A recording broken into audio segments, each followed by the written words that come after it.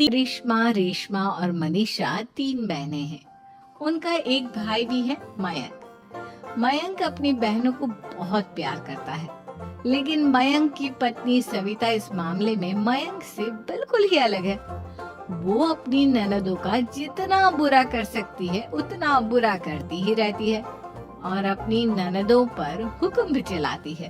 करिश्मा, करिश्मा, तुमने अभी तक नाश्ता नहीं बनाया? तुम्हारे भैया को ऑफिस जाने में देर हो रही है। हाँ भाभी, बस अभी बनाती हूँ। करिश्मा, तुम ये ढीलापन छोड़ दो। कल को पराये घर जाना है।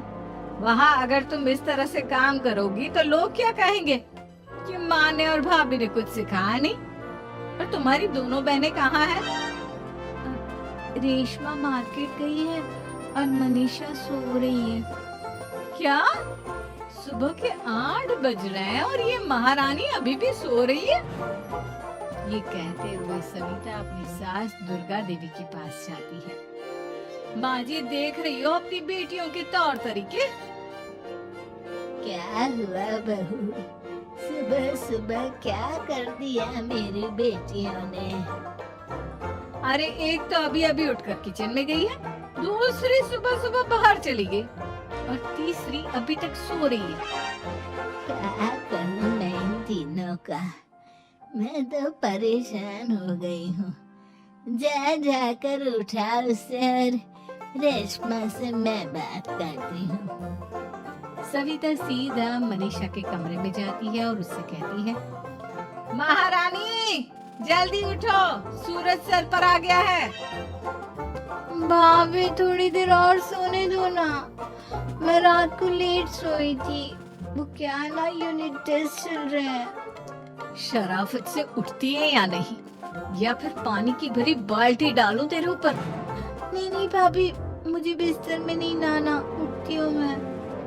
मनीषा जल्दी से उठकर बाथरूम में चली जाती है। सभी आराम से बैठकर नाश्ता कर रहे होते कि तभी रेशमा बाजार से हाथ में सामान लिए आ जाती है। रेशमा को देखते ही सविता उस पर बरस पड़ती है। लो, आ गई महारानी। ऐसा भी क्या सामान लाना था जो सुबह आंख मलते ही बाजार की तरफ रवाना हो गई?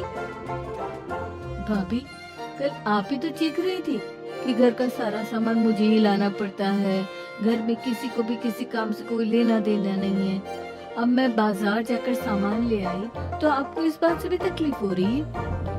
देख रही हो माँ जी, अपनी बेटी की जुबान कैंची से भी तेज चलती है।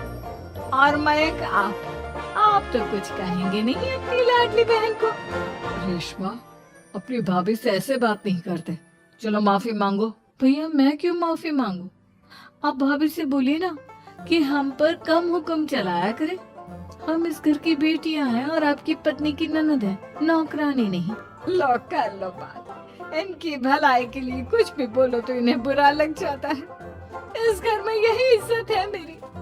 देख लो माँ जी, आपकी बेटी किस लहजे में मुझसे बात कर रही है। सविता वहाँ से चली जाती है। मयंक को बहुत गुस्सा आता है, वो भी वहाँ से चला जाता है। फिर करिश्मा रेशमा को समझाती है, रेशमा, तुम्हें भाभी से माफी मांग लेनी चाहिए थी ना। लेकिन दीदी, मैंने कुछ किया ही नहीं, तो मैं माफी क्यों मांगू? हाँ करिश्मा दीदी, रेशमा दीदी जैसे ही घर में आई भाभी ही उन पर चिल्ला रही थी। हाँ, मैं मानती हूँ कि गलती भाभी की थी। मैं तो इसलिए बोल रही हूँ कि भाभी ने माँ को तो पूरी तरह अपने वश में कर लिया है। वो हमारी बात सुनती ही नहीं। मयंक भैया हमारे लिए हमेशा खड़े रहते हैं, इसलिए उनकी बात का मान तो तुम्हें रखना चाहिए था ना। कोई फायदा नहीं दीदी, कुछ दिनों की बात और है, भाभी उन्हें भी हमारे खिलाफ भड़का देंगी। फिर वो भी माँ की तरह हमारी किसी बात का विश्वास नहीं करेंगे। इसी तरह सविता अपनी तीनों ननदों को किसी न किसी बात पर परेशान करती रहती थी। एक दिन मयंक अपनी तीनों बहनों के लिए गिफ्ट लाया। क्या रेशमा, ये तुम्हारे लिए हार का सेट। रेशमा, तुम्हारे लिए सुंदर सी ड्रेस। और मनीषा, तुम्हें किताबें पसंद है ना, तुम्हारे लिए किताबें लाया हूँ। थैंक यू भैया। थैंक यू भैया। थैंक यू भैया। करिश्मा, तुम्हारा नेकलेस कितना सुंदर है, ये भैया कहाँ से ले आए होंगे? मैंने भैया को 3 दिन पहले फोन पर ये डिजाइन दिखाया था और आज भैया ये ले आए। सविता तो अपनी ननदों की गिफ्ट्स देखकर जल गई और करिश्मा का नेकलेस तो उसे भी बहुत पसंद आया था। अपनी बहनों के लिए कितना अच्छा नेकलेस लेकर आए हैं, मुझे कभी कोई गिफ्ट नहीं दिया। मैं आज ही ये हार चुरा लूंगी। रात में सविता करिश्मा का हार चुरा लेती है और इसी तरह उसे अपनी ननदों की जो भी चीज अच्छी लगती वो उसे मांगते नहीं बल्कि रात के अंधेरे में चुरा लेती। इसी तरह दिन बीतते गए और सविता ने मयंक के दिल में भी उसकी बहनों के लिए नफरत पैदा कर दी। एक दिन मयंक ने करिश्मा और रेशमा के लिए रिश्ता देखा और ये बात उसने घर में सबको बताई। माँ, करिश्मा और रेशमा के लिए बहुत अच्छा रिश्ता आया है, वो लोग कल इन्हें देखने आ रहे हैं, आप और सविता मिलकर सारी तैयारी कर लेना। ये सुनकर करिश्मा और रेशमा खुश हो जाती है, लेकिन सविता सोचती है अगर इन दोनों बहनों की शादी हो गई तो घर और बाहर का काम कौन करेगा? मनीषा तो एक नंबर की कामचोर है, उससे तो किसी बात की उम्मीद लगाना ही बेकार है। मुझे इस शादी को रोकना होगा। अगले दिन सभी लड़के वालों के स्वागत की तैयारी करने में लगे होते हैं। तभी मयंक अपनी बहनों से आकर कहता है, तैयार हो गई तुम दोनों?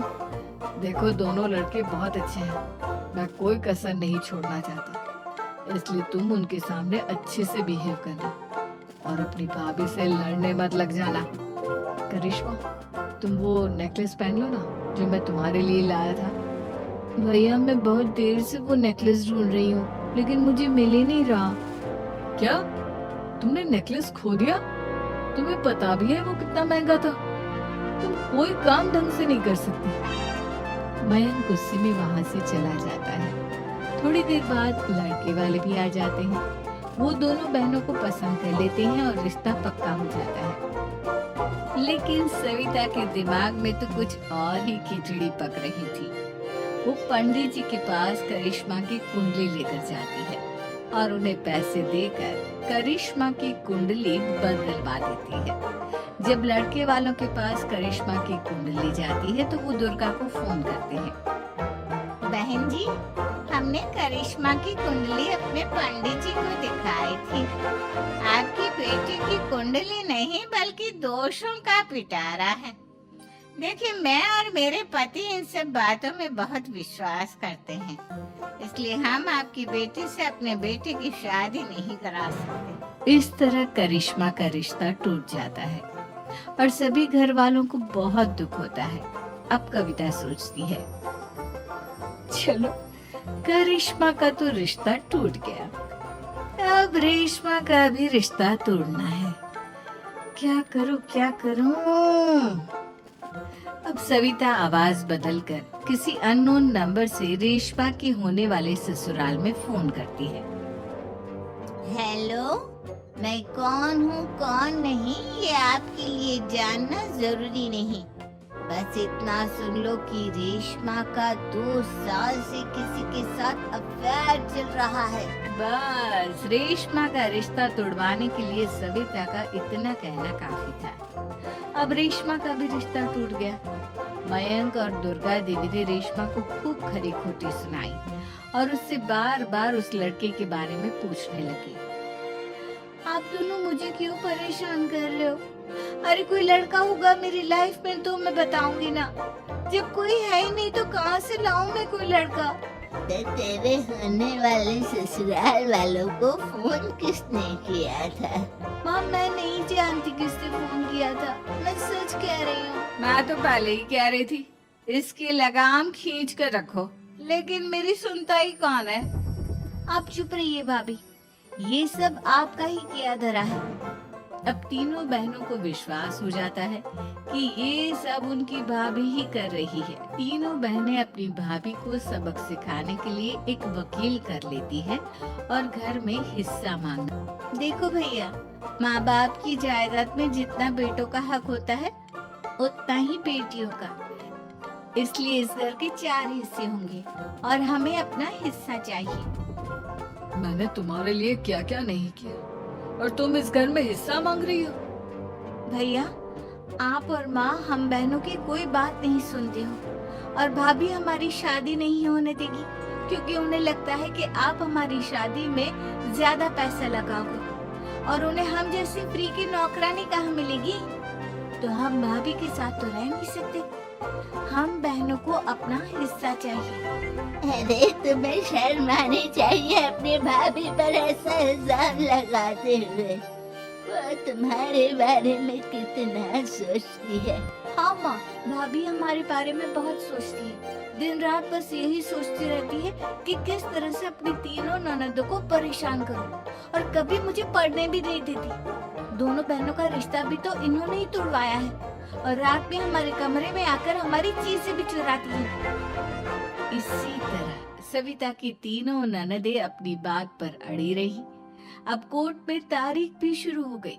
जब सविता को लगा कि उसकी तीनों ननद इतनी आसानी से नहीं मानने वाली, तो उसने अपने पति और सास को सारी सच्चाई बता दी और अपनी तीनों ननद से माफी मांगी। मयंक और दुर्गा को भी अपनी गलती का एहसास हो गया। अब सविता खुद करिश्मा और रेशमा के लिए अच्छा रिश्ता ढूंढती है और उनकी शादी करवाती है।